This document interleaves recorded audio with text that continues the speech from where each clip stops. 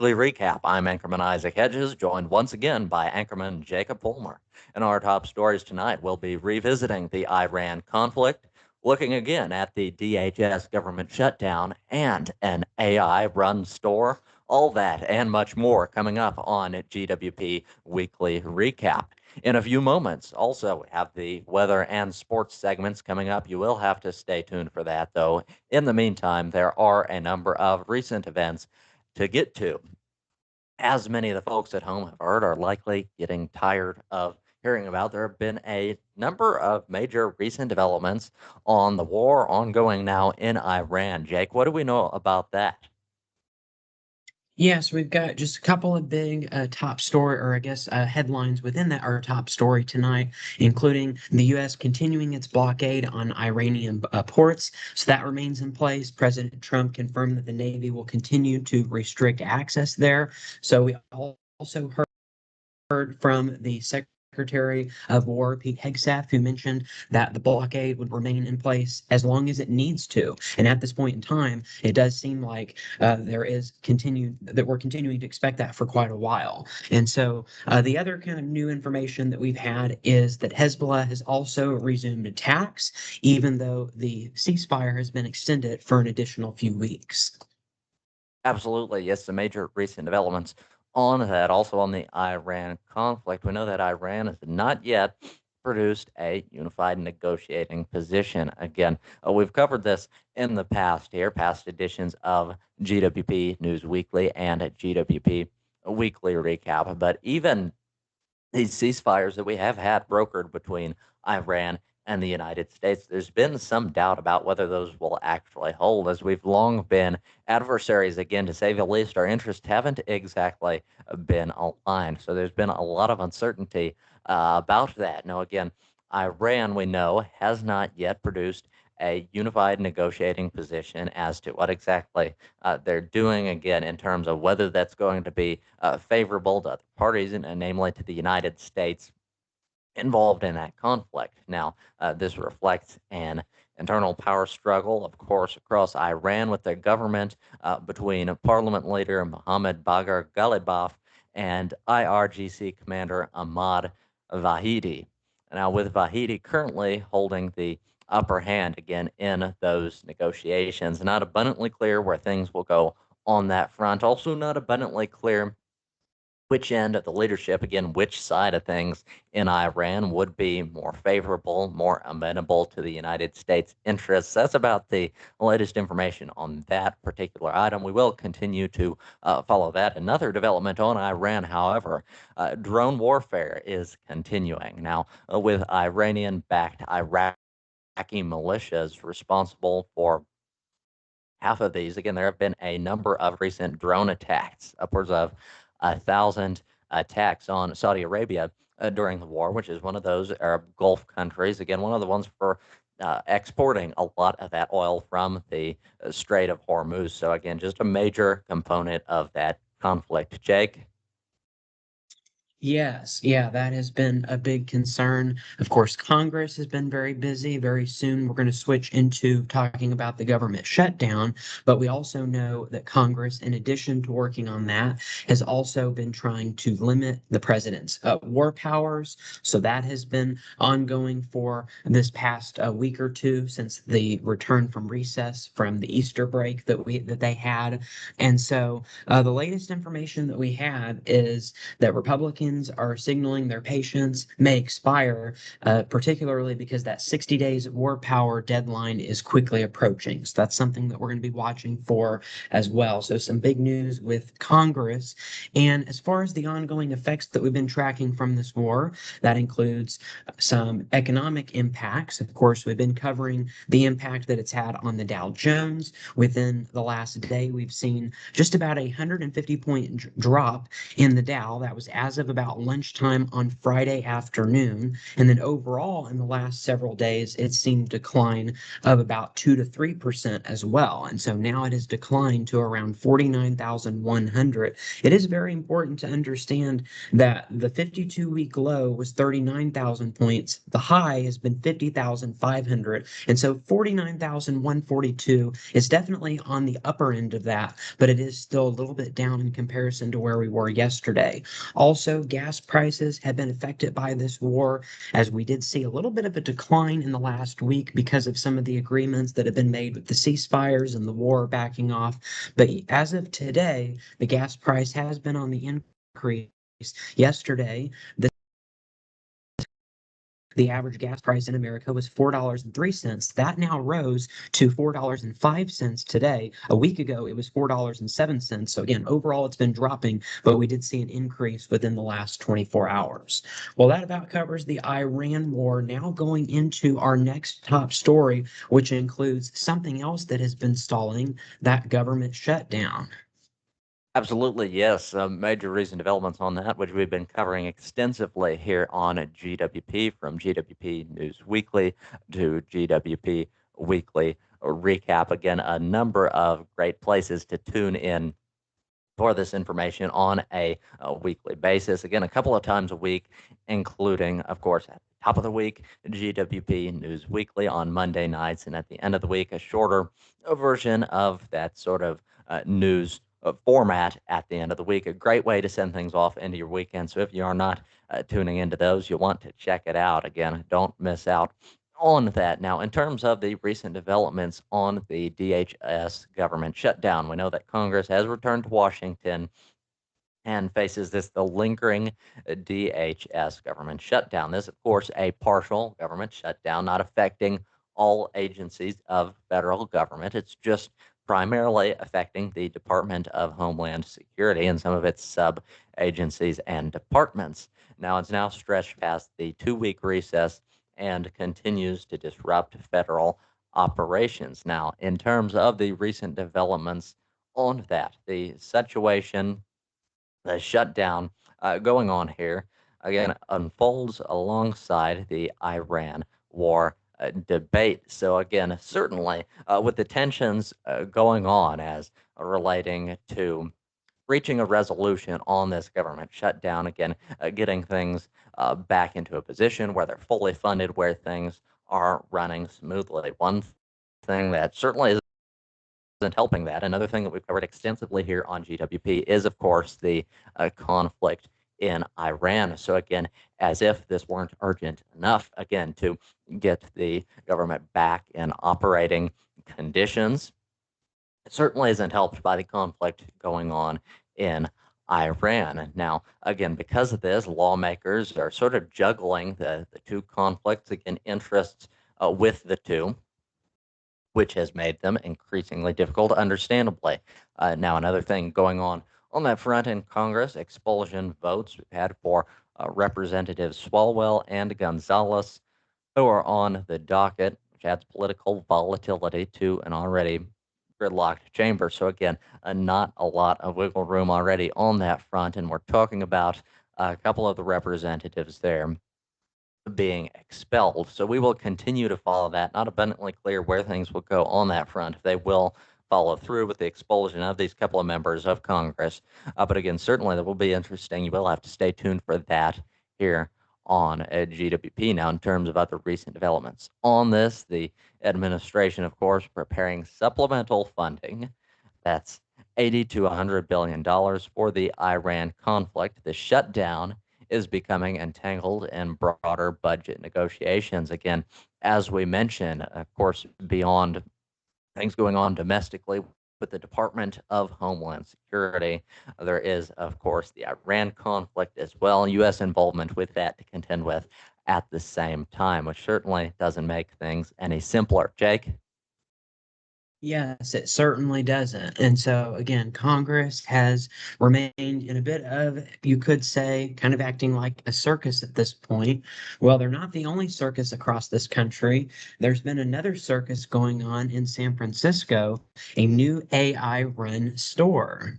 Absolutely, yes. Thanks for the clarification on that, Jake. Wasn't sure exactly which circus you were referring to, but yes, it's been brought to our attention recently, an AI run store in San Francisco, California.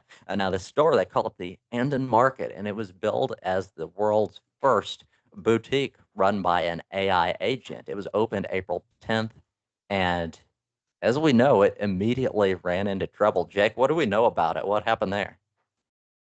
Yeah, so the AI manager Luna is powered by Anthropic's Claude Sonnet 4.6. And so that's the AI driven mastermind, if you want to call it, behind this store. And so here's some of the issues that the AI manager Luna has ran into. Luna ordered 1,000 toilet seat covers for the employee bathroom, and then they also went on to list them as merchandise. They have also messed up the employee schedule so badly that the store had to close for 3 days. They have ordered candles, filling the store with an absurdly large candle inventory, and they also designed a smiley face logo for their store, some versions of which printed incorrectly, and so they just look like blank circles instead of smiley faces. Now, the big reason why we're calling this a circus, if that wasn't already enough, the store has also lost $13,000 within the last 2 weeks since they opened on April 10th. Absolutely. Yes, just amazing to hear. Again, we've covered AI extensively here on GWP. Again, for the folks who may be new here, we've got a number of offerings relating to AI. In fact, our very first project, the Great World Podcast, from our very inception, we've covered AI. And again, there's been a great deal of speculation as to how much of a threat that'll pose to the job market and different things like that, and exactly how it would do again, sort of autonomously running things in this sense. Now, we know it's not entirely AI run. We know that, again, this AI model, Luna, is not running through an industrial robot per se, where it controls an arm, as you see in factories. Again, where it is doing things physically. No, this is sort of an AI agent, again, similar to the ones that you use on your computer.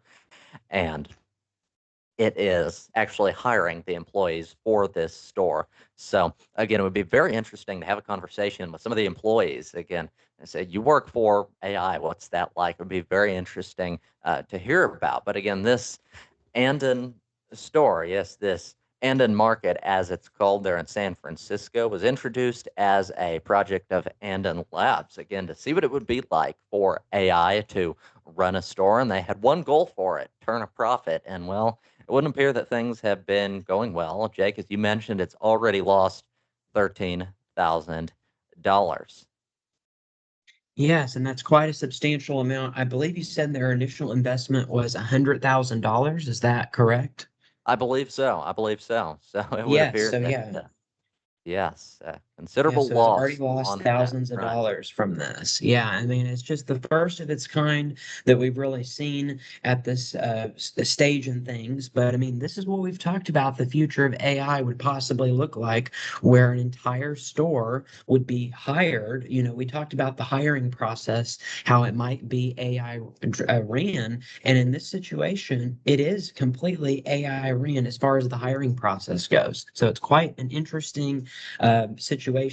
The other thing that's very interesting about this AI store is the price tags are absurdly expensive, even for California standards.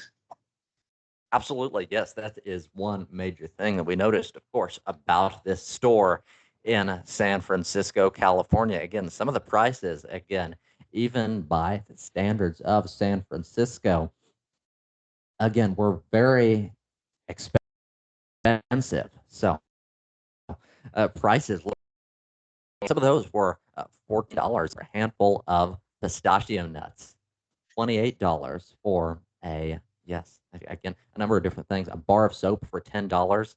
Again, so much of this again, and many of the employees that are being hired, for some clarification on this, being hired by this AI agent that runs the store. Again, they're being hired to stock the shelves. Again, some of the bare minimum physical things that the computer cannot do. Now, in terms of if you go in, and we talked about this again, it is somewhat unprecedented, but it also does somewhat resemble the Amazon One unstaffed stores where, again, you go in, there isn't any staff there. Again, you maybe use your Amazon account, you scan your palm. Again, many of those, we have a new one recently in the Kansas City International Airport that's like that, where it's totally unstaffed. But again, a difference here is that's not being coordinated by a person, that's being coordinated by AI. And so go there to make a purchase. There is a telephone receiver connected to an iPad. You pick it up, it'll ask you kind of what you want to purchase. You'll tell it what you want to purchase. Again, that's sort of an idea of it. A white mug with a smiley face logo. It'll tell you nice choice. Luna, the agent you're talking to, it'll say that's $28. A handful of pistachio nuts. Nice choice. That's $14. Again, just crazy prices here as well. A bar of soap, $10. Well, that is an expensive bar of soap. But again, just a number of recent developments on this, and it wouldn't appear to be abundantly successful at this point. And we've seen this already. We saw some of these, again, Amazon One shops early on, these unstaffed stores, but even those, they've had to close a lot of those locations. We certainly will continue to follow it on AI, how it will affect, again, a number of different businesses such as this, and how it'll affect broadly the job market. Will be very interesting to cover. You will have to stay tuned for that.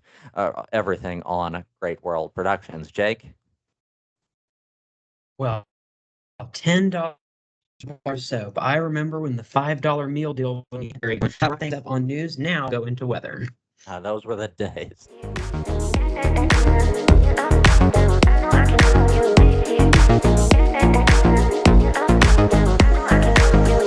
Now, moving on to weather, Jake, I understand there's some severe stuff heading our way in the week ahead. What can you tell us about that? Yeah, so we've got a multi-day severe weather threat that is going to be setting up for us across the state of Missouri. We had some storms last night, one of which produced a tornado just outside of Joplin, an EF1 tornado that we had just after the midnight hour. So we did have that and some additional wind damage across parts of Missouri. Additional storm chances will be to our south for today, but will return as we go into Saturday and Sunday. And for some of us, it will also affect us on Monday as well. Looking at our different weather alerts here that we have across the country, we've got some red flag alerts from New Mexico up to Colorado, and then we've got some winter weather alerts across Montana as well, where we're dealing with some snow there in the higher elevations. Looking overall at our national forecast, again, our severe weather is going to be to the south of the cold front. That cold front has moved through, and so that is what's brought in some sunny skies this afternoon. It's a little bit cloudy earlier during the morning. We had the showers overnight, but again, cloud or sunny skies have now returned behind this cold front, with most of the severe weather staying well to our south across Texas, Oklahoma, Arkansas, Louisiana, and Mississippi, as you can see here. And then some other features that we're dealing with. Again, we've got that fire risk in Colorado, and then a few areas dealing with some lingering snow here out in the mountain ranges out west. Then, as we go into tomorrow, that severe threat is going to return across Kansas, Oklahoma, even a little bit of us here into Missouri as this next storm system approaches. And then, especially on Sunday, the western half of Missouri will be in that severe weather threat as we go into Sunday. And so let's go ahead and break it down for you. We'll start with today's severe weather outlook from the Storm Prediction Center. So again, we still do have that enhanced risk across Oklahoma and Texas. So tornado risk is overall pretty low. Wind risk is low as well. Our hail threat, that's really going to be the biggest threat that we're going to be dealing with through this evening. Some areas could be looking at 2-inch or greater hail there in Oklahoma and Texas. But again, everywhere, all of this is going to be to our south for today, but then it will start to affect us as we go into your Saturday. So Saturday, looking at some severe storm chances, our far southwestern counties are under that slight risk. That includes Joplin and Monette. And then we've also got Springfield up through Stockton Lake to Nevada under a marginal risk for severe weather. So pretty low risk as we go into tomorrow, but still something we're going to be tracking, especially to the southwest of us as we go into Saturday. Absolutely, certainly. So things would appear to remain, chances are, will remain fairly mild for the rest of the day. But again, as you mentioned, Jake, going into Saturday, Sunday, that's when things might flare up again. We might get some more severe weather. What else can you tell us about that? Yeah, so we know the timing on these storms, it's not going to be until late into the evening hours. Probably not until just around sunset, around 6 or 7 o'clock is when we're going to be dealing with those storms. No pun intended there. And then a lot of these storms will be into the overnight hours as well. So again, large hail and damaging winds, that's going to be our main concern. And again, the worst of the storms are going to be to our southwest. It's very well possible that we may not even see any storms here across the majority of the region here. I think Joplin could get some storms. I really think that Nevada may actually stay dry with our severe weather risk. But if the storms go a little bit further to the north, then we could be in play for some severe storms tomorrow night. But again, that higher risk is going to be as we go into Sunday. We've got that slight risk, which is a 2 out of 5 across the majority of our viewing area. But you'll notice in our northwestern counties, from Nevada to Kansas City, we have an enhanced risk for severe weather as we go into Sunday. So Sunday is going to be a little bit on the higher side. There's a lot of uncertainties, as mentioned here by the National Weather Service weather story in Springfield. Again, there's a lot of uncertainties as far as timing. If I had to guess, the timing will probably be somewhere between about 3 o'clock in the afternoon and then really any time after that, I would say, is when we'll have the majority of our storms on the day on Sunday. And then some of those will make it into our eastern counties, but the severe risk will lower.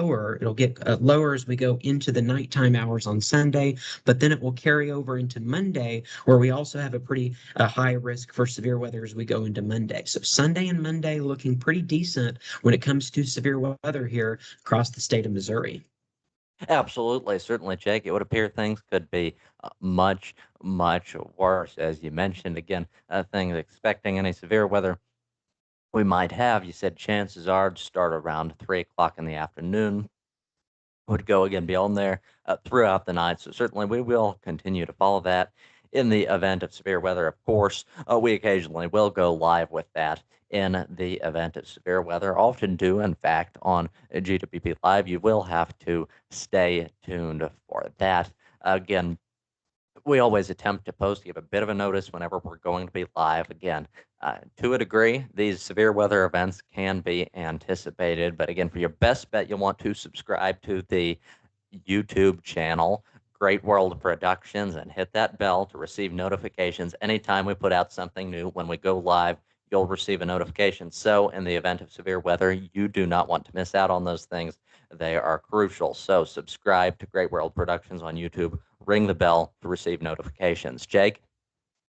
Yes, and so that's the way that you can know exactly when we're going live. We've had some questions about how do you know when GWP goes live? Well, that'll give you a better idea. And I guess just to give you kind of a heads up going into this weekend, I don't anticipate a live stream tomorrow. It's possible. It probably wouldn't be until in the late evening hours.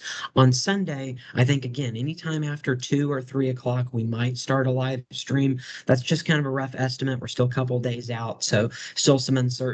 And then it's also possible on Monday. So possible live stream on Sunday and Monday. And so that could interfere with the weekly news. So we'll keep you updated on all the latest on any changes that may occur with that. Now, going into kind of a more national view of what we're going to be experiencing. Now, because we have quite a bit of severe weather that we've been focused on in Missouri, we're not really going to focus on this a whole lot. We're just going to show you kind of a quick overview of what we're going to be dealing with this weekend. So storm system will move into the northeast as we go into Saturday night. So some heavy rain is expected across that area. That's going to move out pretty quickly by Sunday morning. Then we've got another storm system out west. We're going to be looking at some pretty decent chances for snow as we go into Saturday and Sunday in the higher elevations across the Rockies, rain in the lower elevations. This is the same storm system that's going to strengthen Sunday night into Monday, and that's going to bring our severe weather risk. So that's something that we're going to be dealing with from Missouri to Iowa to Illinois to Wisconsin. And then much cooler times is going to be expected as we go into next week behind this storm system. And that means that our severe weather threat is going to be quieting down quite a bit after Monday. So it's mainly getting through Monday. That's going to be our big threat area as we go out in time. here's our snowfall forecast in the next 5 days. We've got, again, some accumulations in the Rockies. We're still well below average on snowfall for this season across this area. So this is definitely welcome relief here in late April. But again, a few areas picking up a couple of feet there in the higher elevated areas. As far as rainfall goes, the heaviest of the rainfall is going to be across Arkansas, Mississippi, and Alabama, where we could be looking at upwards of 3 or 4 inches of rain. Here in the state of Missouri, we're forecasting around anywhere from a half an inch to upwards of 2 inches of rain over the next 5 days with these chances for storms. We also mentioned in the temperatures that it is going to be cooling off just a little bit. We've been staying consistently about 5 to 10 degrees above average. Well, that's going to be changing as we go into next week. Starting on Tuesday and Wednesday, we will start being anywhere from 5 to 10 degrees below average. This is expected to persist as we go into the early part of May. So the month of May could start off a little bit on the cooler than average side here for us in the state of Missouri, as shown by the Climate Prediction Center's 6 to 10 day temperature outlook. This goes from April 29th through May 3rd, showing that below average temperatures are expected with pretty high confidence here in the state of Missouri during that time period. Precipitation is also expected to be around normal, so our rainfall is going to begin to back off. And then, as far as into the month of May, the first half of May is expected to be below average across the state of Missouri. So, as we mentioned, we're going to start off a little bit chilly as we go into the month of May, but it looks like that this may persist not just for a few days, but for a couple of weeks is going to be possible. Precipitation will remain above average, which means we'll still have severe weather chances during the first half of May. But again, the big story continues to be the temperatures that are expected to be well below average. We could even see a few nights where we could be looking at a late season frost as we go into early May across the area. So we'll make sure to keep you updated on all of that and more right here on GWP. Now we move into sports.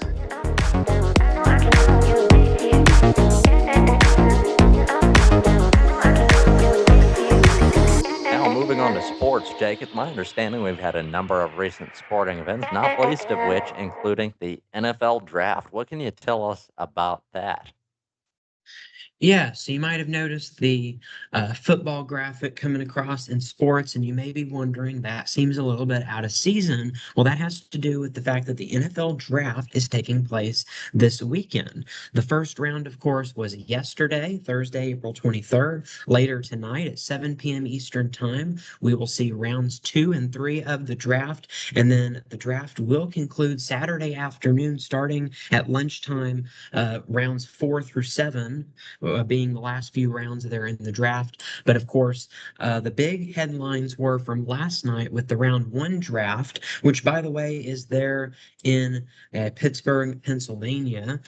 So that is the location of the draft this year. And so, as we mentioned, there was quite a few big takeaways from the first round. Of course, there was a really big stunner last night that we had with the LA Rams, definitely stunning some of the analytics, taking Alabama's quarterback Ty Simpson at number 13, a move deemed a reach that signals a future beyond Matthew Stafford and also pits him against Stepson and Benton the fourth. And so that is really some of the big news that we had out of that. We also, of course, had the number 1 draft pick from the Las Vegas Raiders. That, of course, is quarterback Mendoza. And then just to highlight some of the other top picks, we also had for the New York Jets, David Bailey. We also had pick number 3 was the Arizona Cardinals with Jeremiah Love. And then pick number 4 was a Carnell Tate, who was a wide receiver picked by the Tennessee Titans. So that overall was the top 4 draft picks there that we had from last night's round 1. The Arizona Cardinals, they actually drew some scrutiny for selecting Jeremiah Love in the first round. And then the Titans also were surprised by taking Carnell Tate. So those were some of the top draft picks that really surprised a lot of people last night during the draft. So quite a bit of interesting information from last night's first round of the NFL draft. Absolutely, it's very interesting indeed. The recent draft pick, number 1 NFL draft pick last night, of course, being the Indiana quarterback Fernando Mendoza. And now, moving on to other sporting events, Jake, I understand what else have we had happen recently. Yeah, so we're also in other football news. The UFL spring season is still ongoing, so we'll go ahead and cover that while we're on the subject of football. We've got week 5 that's going to be kicking off later tonight at 8 o'clock Eastern. That's going to be in Birmingham, Alabama. Birmingham Stallions are going to be taking on the Defenders. And then tomorrow evening at 7 o'clock, we're going to have a Saturday matchup where the St. Louis Battlehawks are going to be taking on the Orlando Storm. Also, today's game that we mentioned between DC and Birmingham, you can find that on Fox as well as Fox One. And then ESPN is where the St. Louis Battlehawks game is going to be at tomorrow night. And then we've also got a doubleheader on ABC on Sunday from 12 p.m. the first game with the Columbus Aviators. They're going to be traveling to Houston. And then also in Texas, there in Frisco, we're going to have the Louisville Kings versus the Dallas Renegades, as we mentioned in that 3 o'clock second game in the doubleheader matchup on Sunday. So that's what we're going to be watching for this weekend. Again, we're now into week 5 there of the UFL. The Orlando Storm still undefeated. So we'll have to see if the St. Louis Battlehawks will end their undefeated season that they've had so far. Absolutely. So we will have to stay tuned for that, especially to see again how our state team, the St. Louis Battlehawks, do in that. Again, for all that, all of the UFL football scoring and more. Again, be interesting to see what happens in the weeks to come on that front. And again, if you miss the games, not to fret on that front. We do cover routine scoring updates and GWP weekly recap. Again, of course, what we're doing right now, as well as at the top of the week in GWP News Weekly, we have a sports segment where we do scoring updates. So, again, a number of great avenues to access that information. You don't want to miss a single episode of it, Jake. Well, that wraps things up on sports, and that will be it for this evening on your GWP Weekly Recap. Have a great weekend. Stay safe, stay prepared for those live streams, and we'll see you back here next week.